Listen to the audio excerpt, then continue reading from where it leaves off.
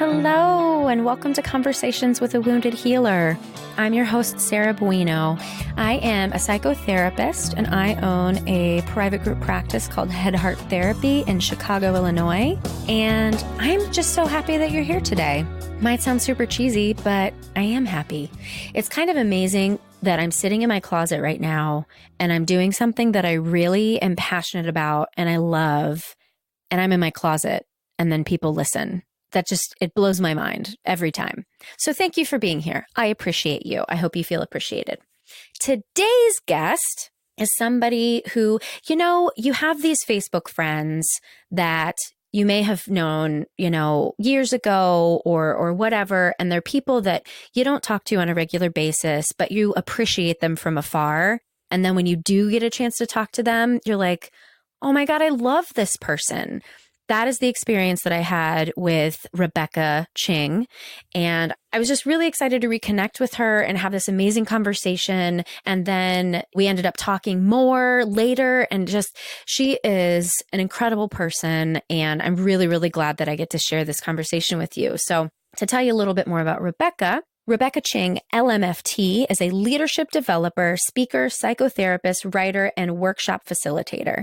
She's the CEO and founder of Potentia Family Therapy in San Diego, California, and is a certified Daring Way facilitator and consultant and certified internal family systems therapist. Rebecca has also started Rebecca Ching Leadership Coaching and Consulting, where she develops leaders through coaching and workshop experiences.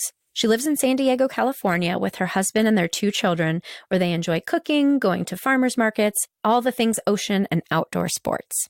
So please enjoy my conversation with Rebecca. Hello, Rebecca Ching. Welcome to Conversations with a Wounded Healer. Hello, Sarah. Thank you so much for having me. I am so excited, and we can talk about how we met, but the reason that I reached out to you to be on the podcast specifically is a couple weeks ago, I had a long road trip and I was like, what am I going to listen to podcast wise? And I'm flipping through my usuals and I go to the Radical Therapist podcast and I see your name and I was like, well, holy shit, I'm going to listen to one of my old CDWF friends. That's awesome. And it was amazing. It was such a great interview. Thank you so much. Yeah, that's pretty cool to hear. I know. I love that. I love seeing, especially women, like, yeah, men, okay, great when you get your stuff. But I just love seeing my women friends like taking over the world with rainbows and unicorns. I feel like you're one of those people. Thank you. Even though I have a weird unicorn issue, I have to explore that in my own trauma work. They make me want to punch things.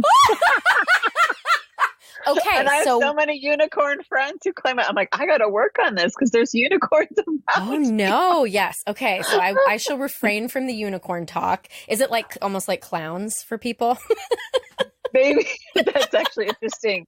I don't know. Oh I don't know. It's a weird thing, but people look at me and are very confused. And it's just funny. And it's nothing against the concept of the unicorn. It's just... I don't know. There'll be another podcast and I'll be unpacking my unicorn issues. So. Follow up. Hilarious. Yes. So why don't you start off by telling people who you are and what you do? Sure. I wear several hats. I have a company called Potentia Family Therapy, which is an integrated mental health practice based in San Diego, where we treat the whole person and the whole spectrum of mental health struggles, but also offer specialized care with trauma and anxiety, disordered eating, addiction, compulsive behavior, perinatal mental health, shame and perfection struggles, in addition to entrepreneur health and wellness. This amazing team now of clinicians and dietitians and yoga therapists, and it's a dream to lead in 2019. I'm also starting a new company that is focusing a lot on established entrepreneurs, business owners, and leadership, helping them navigate the curveballs of business and life without sacrificing their own relationships, their own well-being, or their bottom line. And that's been a blast too. You are really, really good with the elevator pitches. Because it didn't sound rehearsed, but it was so concise. I'm going to listen back to this and like take notes and figure out, insert head heart stuff here. You're great. Well, it takes practice though. I think when you get clarity, when you believe in something in your heart, then it flows. Right. But if it doesn't feel like you're owning it, then that's when it feels funky. And I felt like that's been that way for a long time, but that's been about 2.5 years in the making. So just FYI. That's cool. Well, I'm really curious just kind of personally to hear about it's probably not completely a transition, but kind of this opening up to this other area of business for you. How did you decide, all right, I'm going to go down this route now? Yeah, it's a great question. Well, actually, it's full circle, Sarah. Being a therapist is my third career. So right out of college, I worked in Washington, D.C. for a United States senator and did that for 4 years, and then went up to New York City and worked with the guy that did his political ads and did issue advocacy advertising. Spent a year in New York and went, oh, I need to do something a little different. And then hopped over to Europe and worked with expat English-speaking youth with an international youth organization after some life and death experiences where I realized my resume and my 401k are not everything.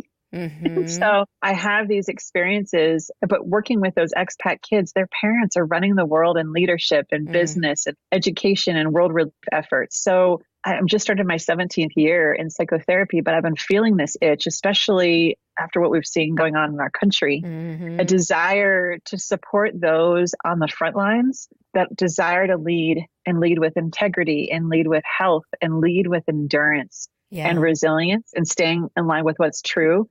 Because the more you really put yourself out there and stand your sacred ground, the critic culture out there it's like a shark fest. And so when Brene Brown was launching her Rising Strong book, she did an interview with Tim Ferriss, who I don't normally listen to, who I've actually come around to as he's been more vulnerable about his story. But there was this comment on that conversation or an excerpt from that podcast interview that really planted the seeds for this new business, because I was seeing it in my clinical practice where they were talking about perfectionism. And Tim Ferriss was kind of talking about how, hey, that's a good thing. And my people are that way. And, and Brene responded with, obviously, like we're perfectionists. No, it's not. But what they brought out, which I thought was so enlightening, and they said, Tim's like, you and I both know people that are really well known, that are killing it in their work, but their personal lives are a hot mess. Yep. And what that conversation unpacked was exactly what I was doing and working with in my clinical practice on a micro level, was the fact that what made these leaders successful in work, they couldn't translate at home. And their home life was taking. And so that's where this concept of integrated leadership came, where I've been taking Brené's work and internal family systems work, which really flips how we look at critics and imposter experiences and fear and struggle. Instead of trying to kill it and get rid of it, it's befriending it and unburdening the pain and bringing those two together. These folks have been responding, like just loving it and seeing this lightning, like, oh, wow, just because I have a doubt, I'm not failing as a leader, And so from that conversation, just built this along with just Brené's methodologies, especially the Rising Strong, and then obviously the shame resilience work. But the IFS stuff has really been a breath of fresh air in a personal development community that has been so wrought with its own scarcity and its own perfectionism and rigidity around struggle and comparison. So that's been so much fun. And to see these leaders that need to be out there supporting their teams, their communities, their cultures with health and integrity. And also showing up at home with what matters most too, or wherever they show up, at work or at home, they're aligned with what matters most to them. And so that has been fulfilling and kind of going back to my passion for more of that grassroots politics, but scaling it, working with leaders, and then the advertising PR piece or the youth work. So it really feels full circle. That's so awesome. And the one thing that I missed as soon as I got into private practice, coming from the addiction rehab world, was I missed the opportunity to blow people's minds because when people come to therapy, they are already open, right? And so when I was working with people in addiction recovery, I got to give people this information for the first time about shame and perfectionism and watch people go, holy shit, I have been doing this wrong my whole life. And not that I want to like burst people's bubbles in that way, but just like you said, like giving people an opportunity to recognize that the stuff that makes you successful at work does not make you successful at home. And how do you be a more integrated, authentic self in all of the places? Absolutely. And I feel like now more than ever, we can't fake it. We can't puff up, and it's not sustainable. And the hunger for trusting relationships, the hunger for leadership that people feel resonant with, where if more leaders are talking about on the other side of their struggle, yes, I went to therapy. Yes, I got some coaching.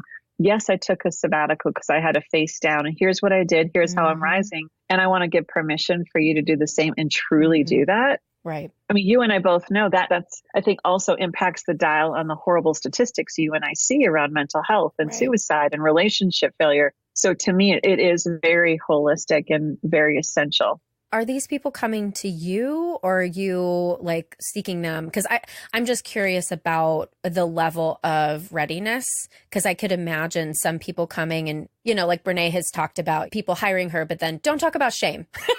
You can talk about anything else, but don't talk about shame. But it's like, oh, that's kind of why we're here. So I'm just kind of curious about that. Well, you know, I'm right now getting a pretty high level executive leadership coaching certification so that I can do this work without hurting my license outside of California. And it's a real developmental model. Interesting. So I'm in this culture of folks coming from corporate and nonprofit and HR. And it's been fascinating to see this kind of, I mean, I know we're on audio, but like this, you got a hand up giving someone the Heisman and the other hand's saying, come here, right? Yeah. And so when I've been reaching out to my network and talking about this shift, they're super excited about it. They've been very enthusiastic about sharing this with those in their leadership communities and also reaching out for some support with me. And here, Sarah, this is what's tripped me out. And I told my clinical team this, that I honestly thought that my psychotherapy background would be a detriment. That people go, oh, I don't want to work with her because she's going to be too deep or she might pathologize. But it's the one thing that people say why they want to work with me. Well, so, I mean, I think it legitimizes the coaching, but that's just me. Well, that's what they say. Yeah. And then I pursued further and said, have you had psychotherapy before? And most of them are like, oh, yeah, a little bit or a long time ago. It's like to really do the deep dive of the emotional work that you and I do in our clinical work. This is the bridge if it needs to happen. And so I can tease that out and do some deeper coaching work. But where the stuff comes up where I'm like, oh, we're in the zone where you need to go rumble more in the deep end and be the bridge for that. So that's exciting. So I feel like it's a both and because I'm in the process of kind of sharing this. I'm like in the beta phase of some of the offerings I have. So I'm letting people know, but I've been blown away by the responses and the outreach and the feedback. And so I'm excited to really take it to the next level next year. And I think in the corporate arena and more of the higher level business leadership arena, this is like a requirement to have a leadership coach. It's kind of like an accessory that's not pathologized. It's kind of a requirement. And like, if you're really at this level, you have a coach. And even like at Google and some of these other companies, coaching is part of the vernacular there where they see each other. So it's been fascinating to learn that and kind of bridge some of the gaps with my clinical training and what I saw in my corporate and political work. It gives me so much hope because I feel like my world is generally pretty divided. Like my personal life is all therapists. All my friends are therapists. And so everybody around me is doing their work and we all speak the same language. And yes, there's conflict, but it's pretty minimal and we're able to work through it pretty easily. And then I see the client world where people are coming to me because they're in pain and they're struggling, but they're open. And then there's this whole vast part of the universe that I'm like, what are people thinking out there? So it gives me hope to hear because you're reaching those people who are functioning enough that they don't quote unquote have to go to therapy, right? They're not presenting with a problem that's going to debilitate their lives as they know it. Right? Even though we know their souls might be debilitated in other ways because of the pain of striving and all of that jazz. So it's really, really cool to hear. Well, and I feel like there's been this fracture in the personal development arena as I've been diving into the coaching and leadership worlds, bifurcated them so much, at least the way myself and my team work. And I believe the way you work, the psychotherapy, the coaching, the consulting, the mentoring, you know, just peer friendship. We do everything above peer friendship as a psychotherapist. We see diagnosing as a tool for reimbursement for insurance for those that have it, but it's not the primary to say you are this. Right. And I'm with you. Some of my dearest friends and colleagues are psychotherapists. I've learned one, especially as I'm trying to build a new company and put language together. We've lost the ability to speak human. We don't speak normal. I know. We're broken. We're broken. Yeah. And when I'm out with my husband's colleagues or I'm just hanging out with my mom friends, it goes radio silent sometimes. And 30, I'll say something. I'm like, what did I just say? My husband's like, you said something about shame and trauma, and the room got quiet. I'm like, dang. Aw. But I also feel like, especially in the spirit of your podcast and why I was really intrigued about it, and even in my own professional journey of building Potentia, there's something going on with the personal development helping profession that is disconcerting. And this isn't a state on who people are, but I've had the privilege to be an adjunct professor and do practicum training. And I often say, raise your hand, and it kind of takes a while for me to do that. But I'm like, raise a hand if you ever think or are thinking, who do I think I am to be here to try and help other people? I don't have my stuff together. And they'll slowly do that. And then, so I'm like, here's the fact. We are all hot messes, but there's two groups. Yes. There's the group that knows they're a hot mess. Yes. And there's the group that says they're not. Don't be in that group. Just don't be in that group.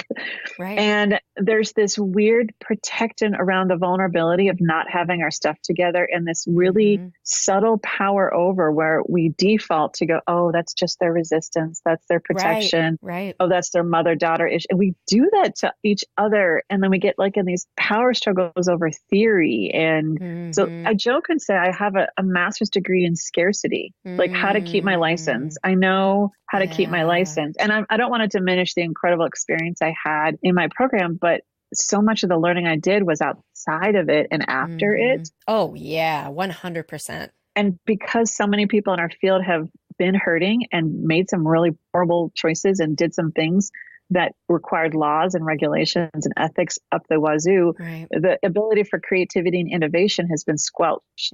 So that's where the coaching world, it's like the wild, wild west. And you and I, we deal with things that go wrong there with face down. But there's the freedom if you have the entrepreneur spirit. So it's an interesting tension. And then I remember hiring someone who stayed with me very briefly. He said, I've done my trauma work. I'm over it. What? And red flag. This person wasn't even 30. You don't even know who you are before 30. Good God. Right? We don't have to swim in the deep end of all of our stuff. Right. But I don't know if it's cultivated enough to really be vulnerable. As Brene defines it as risk, uncertainty, and emotional exposure, there's something going on. And I think our field of one is it respected.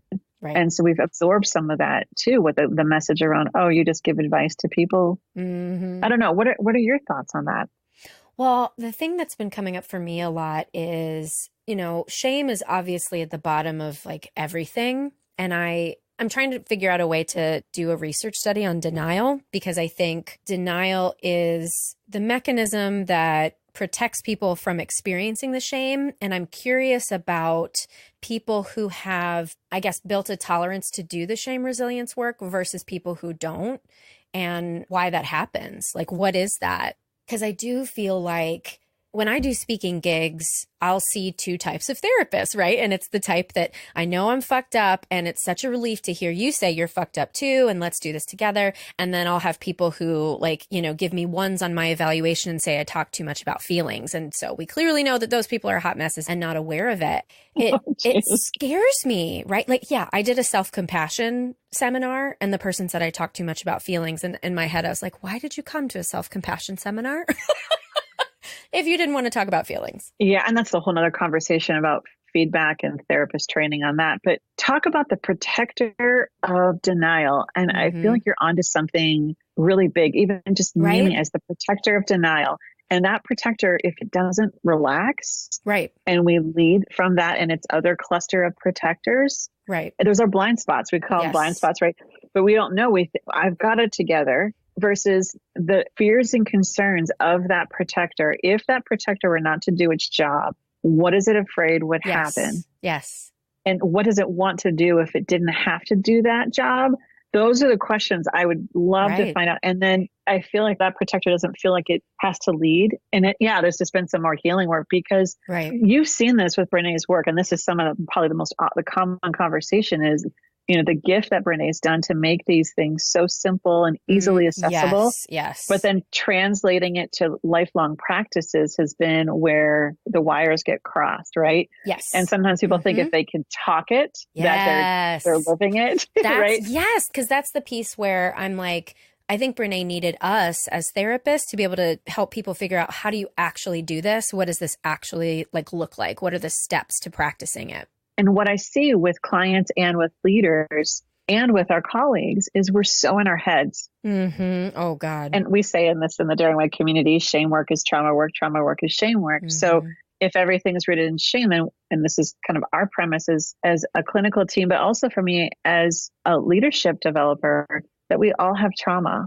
We all get it. We get a pass, and then we all have trauma. And it's not just like a car accident or child abuse. There's betrayal. There's rejection.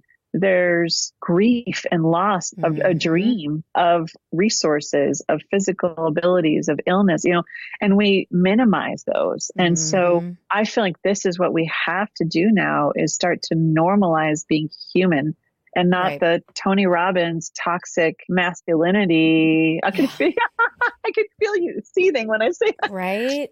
Yeah. Well, and there's so many motivational speakers who do a great job motivating people, but you know what? You need to give people tools. That's what pisses me off about generalized self-help. And I've had so many clients come to me and say, I've read all the self-help books. Why don't I get any better? And it's like, A, you haven't gotten to the root of the problem, which is shame.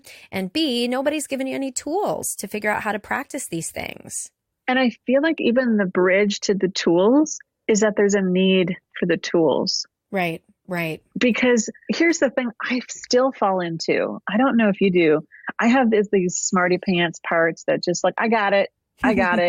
Oh, I know everyone else uses it, but I'm the exception. And I feel like I'm getting better at catching that, going, no, you are not Wonder Woman.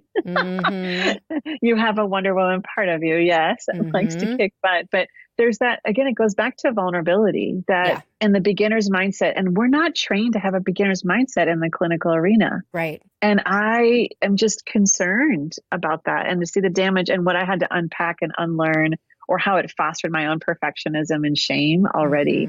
And that we value experience and authority and all of that. But I feel like you can have a beginner's mindset and be really confident. Oh, yeah. And the tools, I mean, again, we can operationalize this, but I feel like it goes back to what you were talking about but if I admit I need shame resilience tools, that means I have shame. Right. And I can't even acknowledge that, because that's going to activate the shit out of everything. Right. We're slowing that down. That happens in a millisecond. Right. And you asked earlier, what's the threat if I look at that? And for some people that I've seen in my life, the threat is annihilation of the self that they've created. Yes. And not being able to function. I won't be able to work. I'll lose my connections. Yep. And there's not a trust in the ability to handle the face down of the shift. And faith in the universe, faith in, if you believe in spirituality, faith that you are going to be able to traverse this. Absolutely. I mean, and faith is a huge, huge guiding principle for me. And I feel like believing in the unseen feels a little ridiculous to the intellectual parts of me. And every time I do, because believing in the unseen is also believing in myself. Yes. And the sacredness that I am born of. And so I feel like that there's something holy about faith that maybe is a little different than some of the common cultures, but that when we are taking that leap into, and that, again, vulnerability, because I don't know the outcome, but I believe in showing up, and I believe that this today isn't what it's supposed to be. And I don't know what tomorrow will look like, but I got to move forward into the unknown. And to feel vulnerable means to be courageous. To be courageous means to tolerate fear, but to tolerate fear means you have to build shame resilience to tolerate. And from a spiritual perspective, if I don't have faith, that means I'm looking at things from the ego perspective, which is all about outcome, right? If I have a desire for fame or money or, whatever XYZ, that's all attached to ego. And I guess that means shame is attached to ego. And so if we can transcend the ego through shame resilience, holy shit, Rebecca, we're coming up with some good shit here today. Good thing we're recording this. Right? You are the leader of this conversation. No, the parts of me that desire, I was just thinking of Enneagram, because I'm like this. Yes. Oh my God, you read my mind. What are you? I'm a 3. I'm too. 3. Do you know the subtypes? I'm still working on it. You're talking about wings or subtypes? No, subtypes, because those are fascinating. I have a feeling we're the same. I'm drawn to 8s. There's something about 8s that I'm wondering, we can talk about that later. But the thing that blew me away is, of course, they're so shame driven. So we're studying shame. Yep. And so the parts of me that want to be seen and want to be relevant, when they feel the presence of my own calm and clarity and courage, they relax and say, oh, I'm seen by you. I'm seen by God. Like for me, that's how I reference it. And that's enough. And to say that even out loud, I mean, parts of my system just call bullshit. But I feel like we are so in our heads and we're all about bottom line and results. And listen, insurance, we don't bill insurance unless you have a PPO, but we know the treatment plan model. In California, this is where I had to get out of the agency work. It felt so out of integrity, the scarcity of it. It's literally budgeted into the state of California's budget to go back to all of the Medi-Cal agencies that receive money and reimbursements and take money back when they find errors in the notes. Fuck you. Ugh. I don't know if that's changed, but that was what was going on when I was in my internship and early in my licensure and going, no, I can't work in that environment because then my perfectionism and shame, I was more worried about my notes and losing money than I was about care.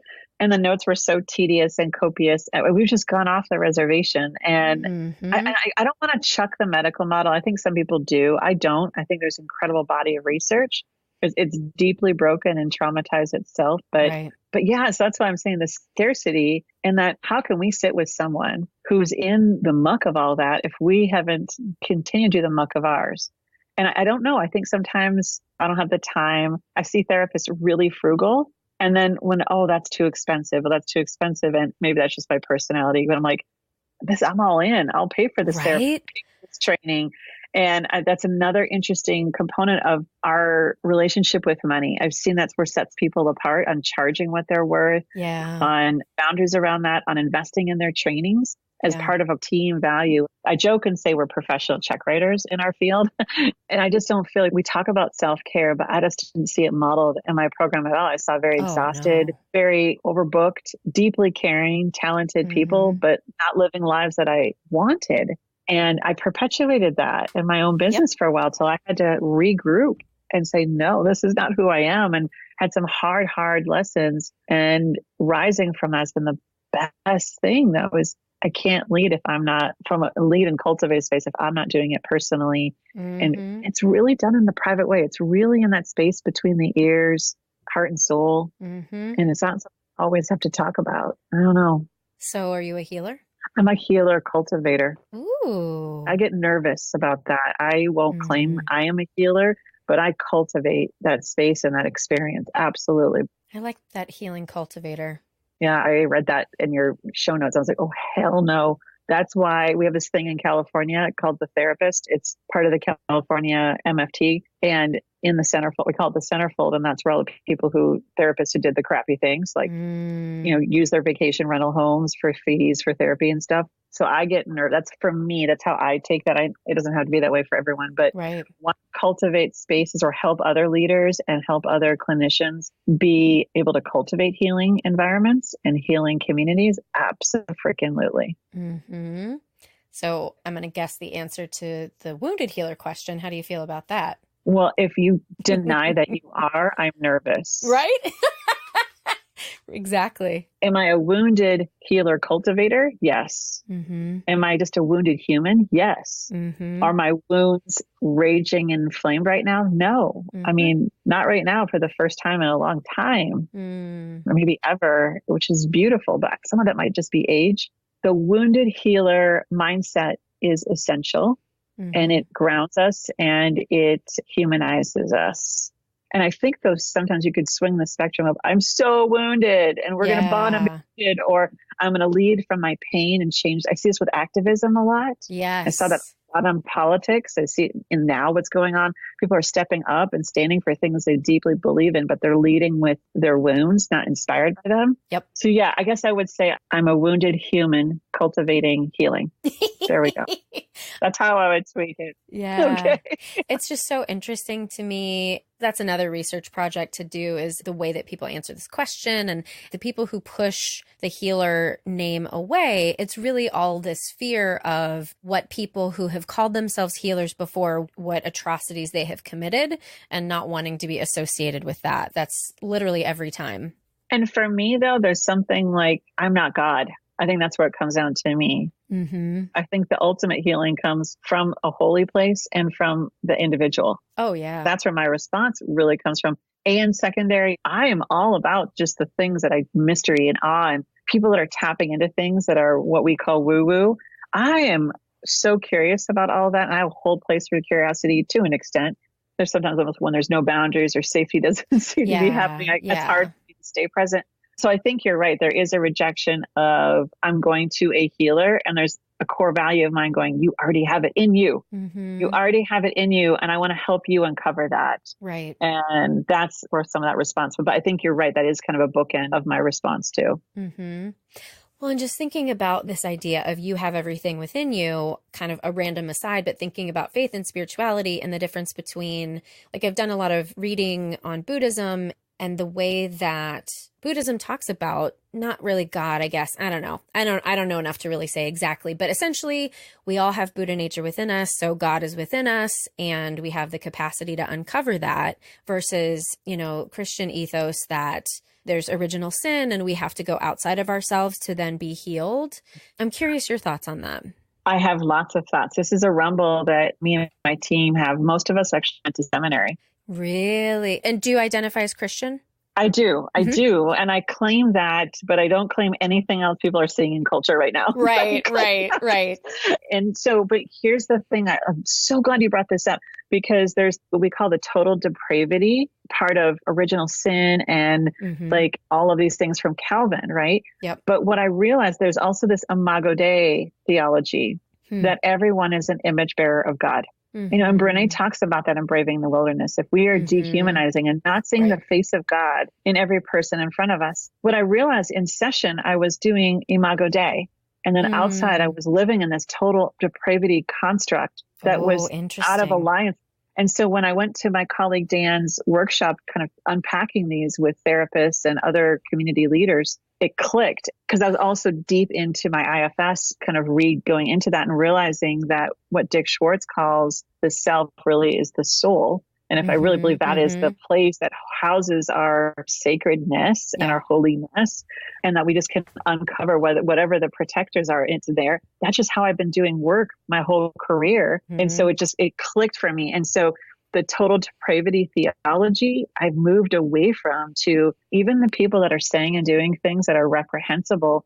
It's been good for my own well-being to see that Imago Dei. Yes. That's Brené's living big with generosity. Yes. And then it doesn't make my soul dark, and I'm not leading from that anger. So there's a fundamental pivot because of the rigidity and the harm done. And again, I'm not supposed to be throwing out all components of that theology necessarily, but it was shame prone. It is shame prone. And it was out of congruence with this work, with Brené's research and with IFS. I'm like, that's not how I sat with people, no matter what they said, did, whatever. And so there's been that pivot, what we've talked about, is just everyone in front of us, everyone who walks through our doors, no matter what their story is, it doesn't matter. We don't have to speak about God. It doesn't matter. Right. And to me, that's been essential in the constructs that we're living with faith, and regardless of whether we go deeper on it. So I'm really glad you brought that up, because I think reading Braver in the Wilderness was like, I keep reading that because I feel like it's so timely. Yeah. And the dehumanization. Who are we to say who's worthy of our affirmation, of our support, if I really believe this? So I feel like the Imago Dei is everyone's an image bearer. And if I'm not treating that way, then I'm hurting my own well-being, let alone other people around me and the community I'm serving. That's how I'm leading. Yeah. I literally had a conversation and it's funny, like I'll do these shame groups in a detox center. And so it's usually pretty like just psychoeducational, but often we get kind of philosophical. And I mentioned that belief that I believe that everyone deep down is good, and that people who do bad things, it's because there's trauma and blah, blah, blah. And so one of the participants was like, so you think that Ted Bundy is a good person? And so I said, yeah, I don't know all of the details about what happens to the brain to create psychopathology, but I'm guessing that something happened. I know they've talked about head injuries potentially leading to psychopathy and whatnot, but it was so interesting. And then the other thing I wanted to say in addition to this is one of my really big struggles is judgment, and recognizing that I have this belief that, when it comes to big things, I will be so generous and believe that you didn't want to hurt me. My husband might say something shitty and I'm like, oh, you're just hungry. I know, it's okay. But cut me off in traffic and I will flip you off faster than anything else. And I will be like, you're a dummy. And you don't call people dummies. You get saltier than that. Oh, I do. Actually, though, someone literally like walked in front of my car today and I literally was like, dummy. But I'm trying. I'm really, really trying because I want to make that belief more integrated into all areas of my life. And that's the work. That's the work. That is. Yeah. It's the nuance. It's not the, yes, I believe these things and I'm declaring. It's the little nuts and bolts. And there's nothing like driving that will tease out growth edges. But I want to circle back to that conversation talking about Ted Bundy, and the person asked whether he was a good person. So I get that a lot too. But Adolf Hitler, both my husband and I come from Jewish descent. So we get that a lot too. And what I do is, what does it do for you? What comes up for you at the idea that there's some humanity in him? Right. And it's like, I can't. He killed 6 million plus people. I don't want to give him anything. And it's like, what if it has nothing to do about what you're giving him? Is it what it is for you? Right. Because then you're so attached. And again, I'm not sure I'm someone who believes in total detachment, but I feel like there's this conversation that with grace and compassion and empathy in such a just world culture we live in, that we're supposed to let them fry. And we enjoy and relish in that. And when we kind of do the U-turn, the YO U-turn, and check in and go, what are my fears and concerns about extending any kind of compassion or grace? Really what it is, how do I sit in front of someone, the idea of someone who did something so horrible, who got to a place that they were so detached, so dark, so evil, whatever the theories are on that. Yeah. And again, it isn't over functioning. It isn't making excuses for it. Isn't about not having accountability. Exactly. Yes. That's where I feel like we've lost any kind of compassion and empathy towards people who've made horrible mistakes. And then we're talking about the extremes of the extremes. Right. But when we bring it back to things that we see on the news on the regular, violence in the streets, or things that we see in people in leadership saying and doing, and we miss the point that if we are hating and demonizing, how toxic that is for our soul. And that's a tricky one, because it's like, no, I have no desire to be around sociopaths and mass murderers and people that are sexist, racist. I don't. But then I'm like, oh, wait, but I would have no world when I start to shrink that down. I would have no world. And I'm like, I'm better than you. Your sexism and your racism and your homophobia and your the ableism, you're just too this, versus I need to get out of my echo chamber and I need to start practicing driving the car, figuratively, but literally. And when I have the flash of judgment of you dummy, going, okay, that's the work. That is just the work. And to take this further too, like, I think the reaction of what comes up in you, if you have to think of Hitler or Ted Bundy as having some good in them, it's fear. And it's fear of not being able to distinguish what's okay and not okay, right? Because it's folks who haven't done the work to live in the gray and hold the duality. But I think the more work I'm doing on that myself, the more I realize that is just the condition of the human brain. Like, in order to feel safe, we need to feel like we can put things in boxes and then put it away. And then we don't have to deal with it. Because when you talk about ableism and racism and homophobia and all that, all of us are that. Exactly. Because we live in a white supremacist culture. And we're straight white women. Right. Yeah. Well, I'm bi, but so. Oh, I didn't know that. Straight-ish. I'm sorry. Yeah, it's all right.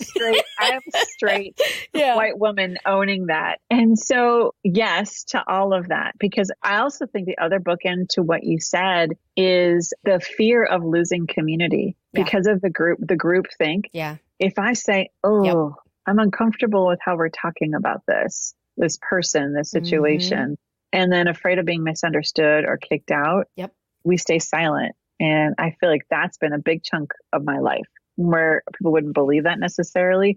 But I feel like I did choose silence over courage for fear of rumbling the community. And I can't do that anymore. It's still scary though, because the desire for belonging is primal.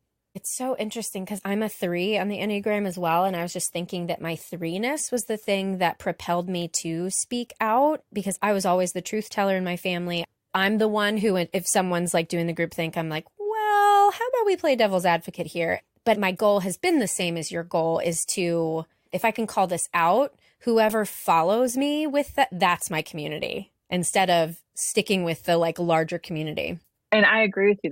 I'm like listening to you going, oh, that was the story of my life. I always think, well, what about this? Or what about this? But there was a point where I think I acquiesced for a while. And for me, it was my daughter's autism diagnosis, where literally how people responded to her and her diagnosis and holding space with her, our whole network, family and not family, changed. Wow. Based on, she's helped us pick our friends because of how our values and how we wanted to raise her, how we wanted to life, what we needed as her parents. And people were like, I can't be around all her questions, or when is she going to be fixed? You know, it was like a lovely, easy self-edit. They just, okay, yeah, it's just great. And it was lonely and dark for a while. And now I just look at this world that, you know, who she is and who she cultivates. Yeah. And so, I mean, I admire your strength. There was, I think part of my own trauma story though, was if you push too long, it could get really, really bad. Yeah. So I think that was the part that I didn't hang in there long enough, like you did, to go, I'm going to find my tribe. And I definitely have had incredible people in my life, but there's just nothing like it is right now. And so I admire that about you. And I think we exhaust people because we're always like, well, and then the messages about being a woman and strong and, you know, all the stuff. I just got a new Enneagram book and it shows the different subtypes. I'm going to guess you and I are the same subtype, and I can't remember off the top of my head, but I'm going to screenshot and send to you what I think, and you'll have to read it and let me know. But all right. So we're coming to the end of the hour, and I want to make sure you have time to share where people can find you, especially leaders, because it sounds like that's really where you're shifting into right now. Where do they find you? What else do you want people to know? Absolutely. Thank you for that. Yeah. Well, people are based in San Diego, Southern California. They can find me at potentiatherapy.com. So Potentia without an L, that's the Latin term, or on Facebook and Instagram on Potentia Therapy. And people can find me personally at RebeccaChing.com on the website, or Rebecca Ching MFT on Instagram and LinkedIn and Facebook. Awesome. Is there anything else you want to share? I mean, I feel like we could continue this for like 3 hours at least and still not scratch the surface. I'm noticing we touched on a lot of things and my system's like, oh, we didn't finish that. But I just really am grateful for you having these conversations. Thank you for bringing up the topic to me about wounded healer. Got me to get some clarity around that and for your perspective on that. But I really appreciate your leadership and voice in this space. So thank you for showing up day in and day out. I really appreciate you. I appreciate you. My editor always makes fun of me. There's always a love fest at the end where we're like, oh my God, I love you. No, I love you. We're like best friends. Oh my God. And she's like, I'm going to put together like just one podcast of just all of that. So I'm sure that she's listening right now, just rolling her eyes. Well, it takes a lot to show up and have hard conversations. Yeah. And I think people take that for granted, and you're always on the front line doing that. So I just definitely want to extend gratitude and honor that you brought me on here to add to the conversation. So thank you. Well, thank you. Isn't she lovely? And now I want to start singing this Stevie Wonder song, but will I get sued for that? I can't get music like that on the show. If I sing it, does it count? No, I'll sing it. Isn't she lovely? Da, da, da, da. I don't know any of the rest of the words. So hopefully I don't get sued for that just little piece. Don't tell on me. Don't tell Stevie Wonder and his family. Anyway, I hope you enjoyed this interview with Rebecca. To find more information about her, you can go to our website at www.headhearttherapy.com/podcast and check out all the cool things that she's doing in the world. Follow her on Instagram and Facebook, and you can be friends with her too. Thank you, as always, to the impeccable Creative Imposter Studios for the editing, to Liam O'Donnell for the album art, and to Ben Mueller for our theme music. Thank you again for tuning in. Until next time, bye-bye.